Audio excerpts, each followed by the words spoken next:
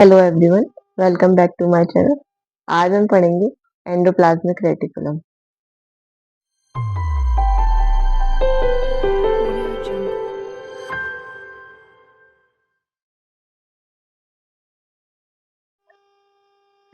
Endoplasmic reticulum, endo का मतलब होता है इनसाइड, प्लाज्मिक का मतलब होता है साइटोप्लाज्म एंड रेटिकुलम का मतलब होता है नेटवर्क। यानी कि साइटोप्लाज्म के अंदर जो नेटवर्क है। अब देखिए, सिंगल मेम्ब्रेन बाउंड ऑर्गेनेल है, यानी कि सिंगल मेम्ब्रेन है इसके अराउंड। जैसे कि ये हमारी सेल है। सेल के अंदर ये है हमारा न्यूक्लियस और ये है न्यूक्लियर मेम्ब्रेन। अब ये न्यूक्लियर मेम्ब्रेन से अराइज हो रही है सैक लाइक स्ट्रक्चर। ये नेटवर्क बन रहा है, आप देख रहे हो। तो इसे हम बोलते हैं, ये है हमारा एंडोप्लाज्मिक रेटिकुलम, जिसे हम शॉर्ट में बोलते हैं ईआर। और ये जो रेड कलर की प्रेजेंट है इस पे, ये है राइबोसोम। तो सिंगल मेम्ब्रेन बाउंड ऑर्गेनेल है और न्यूक्लियर मेम्ब्रेन से अराइज हो रही है ये एक्सटेंशन। तो इसलिए हम बोल रहे हैं arise from nuclear membrane. Network है तो रेटिकुलम, यानी कि network of tiny tubular structure. या जो होती है वो एग्जिस्ट करती है तीन फॉर्म में, cisternae, vesicles and tubules. Cisternae जो है फ्लैटन सैक लाइक स्ट्रक्चर है, जैसे कि ये आपको दिख रहा है जब अराइज हो रही है न्यूक्लियस से। तो ये है सिस्टर्नी। वेसिकल्स मेम्ब्रेन बाउंड सैक्स होती है। ट्यूब्यूल्स ब्रांच ट्यूब्स जो है, जैसा कि शो किया हुआ है। अब वेसिकल्स क्या होती हैं? जो हमारी ईआर है उस पर राइबोसोम प्रेजेंट है। राइबोसोम क्या बनता है, मैंने आपको प्रीवियस वीडियो में बताया था। राइबोसोम का फंक्शन होता है प्रोटीन सिंथेसिस करना। तो जब प्रोटीन सिंथेसिस होगा ईआर के थ्रू, तो राइबोसोम ने जब प्रोटीन सिंथेसाइज किया, तो उसके बाद जो भी प्रोटीन बना उसको ट्रांसपोर्ट करना है। तो जैसे कि ये हमारा ईआर है,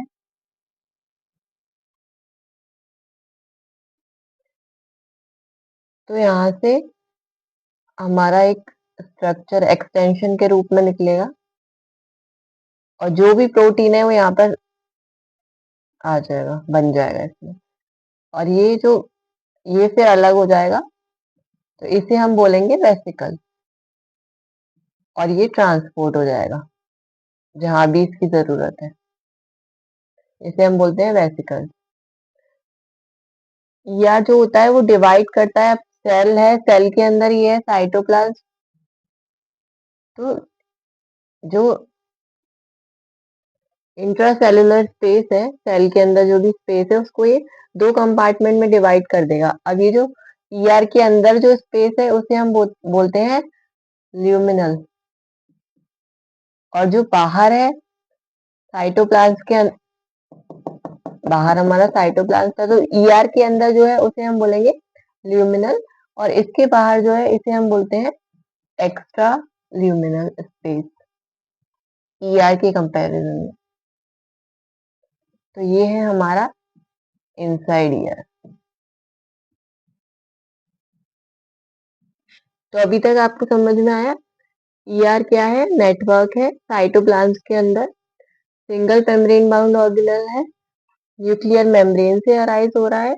ईआर एग्जिस्ट कर रही है तीन फॉर्म में, सिस्टर्नी, यानी कि ये सैक लाइक स्ट्रक्चर जो है, ट्यूब्यूल, यानी कि ट्यूब्यूल दिखाए हुए हैं आपको ब्रांच ट्यूब्स के फॉर्म में, वेसिकल, जो हमारा प्रोटीन सिंथेसिस हुआ उसको ट्रांसपोर्ट जो करना है, तो जिस फॉर्म में वो ट्रांसपोर्ट होगा उसे हम बोलते हैं वेसिकल। ईआर डिवाइड करेगा इंट्रासेलुलर स्पेस को दो कंपार्टमेंट में। जो ईआर के अंदर का स्पेस है उसे हम बोलेंगे ल्यूमिनल, एंड उसके बाहर का जो है उसे हम बोलेंगे एक्स्ट्रा ल्यूमिनल स्पेस। राइबोसोम के प्रेजेंस के बेसिस पे जो ईआर है वो दो टाइप के होते हैं, RER and SER. RER is called rough endoplasmic reticulum and SER is called smooth endoplasmic reticulum.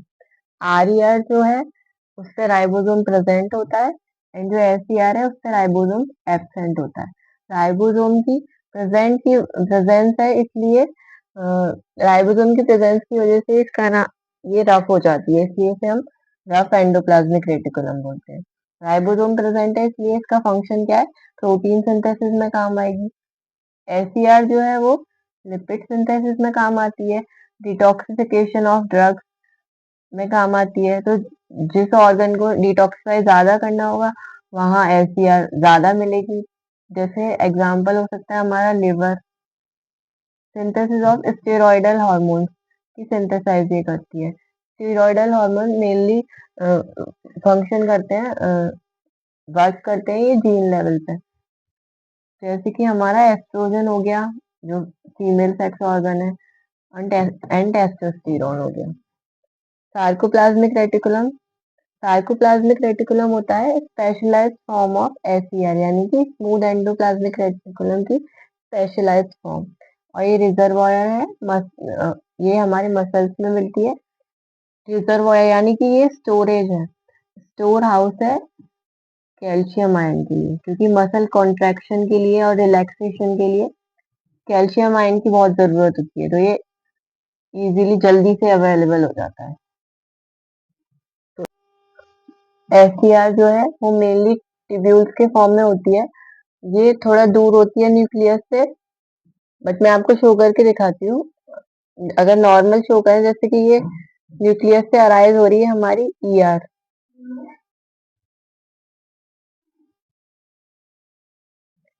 इस पे राइबोसोम प्रेजेंट है,